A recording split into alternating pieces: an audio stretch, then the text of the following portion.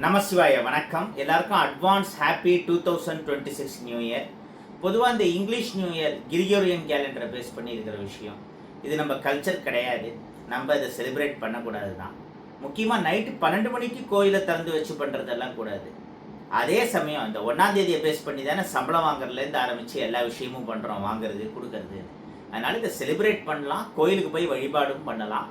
ஆனால் ஆகமத்தை மீறாமல் இருக்கலாம். இன்னொன்று, இது நமக்கு சம்மந்தமே இல்லைன்னு சொல்ல முடியாது.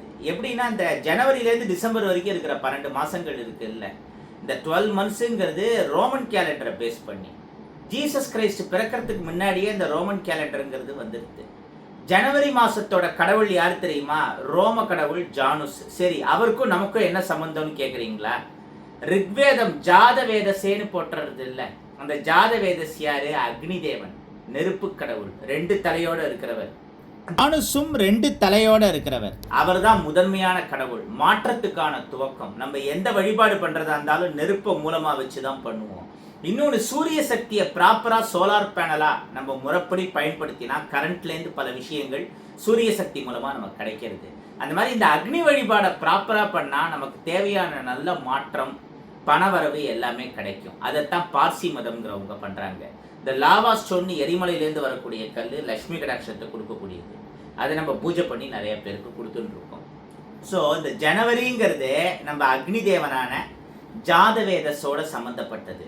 ஜாதவேதஸ், ஜானுசி எல்லாம் ஒன்று தான். இங்கேருந்து தான் அங்கே பல விஷயங்கள் போச்சு. அதனால் இதெல்லாம் செலிப்ரேட் பண்ணுறதுல தப்பு இல்லை. அதுக்கப்புறம் என்னென்னா, அவங்க எல்லாருக்கும் ஒரு நல்ல ஹாப்பி நியூஸ் சொல்ல போகிறேன். இனிமேல் கொஞ்ச நாளைக்கு நிறைய மோட்டிவேஷனான பல விஷயங்கள் பேச போகிறது. அதாவது நம்ம எந்த அளவு புதுசாக பல விஷயங்கள், தன்னம்பிக்கை, சுய முன்னேற்றத்தை தூண்டுற மாதிரியான விஷயங்களை தினம் தினம் கேட்குறோமோ, கற்றுக்குறோமோ, அந்த அளவு நம்ம பிரெயினில் புதுசாக புரோட்டீன் சத்து உற்பத்தி ஆகும். உங்கள் மூளையில் தினமும் நல்ல புரோட்டீன் சத்து நிறையா உற்பத்தி ஆகணுமா?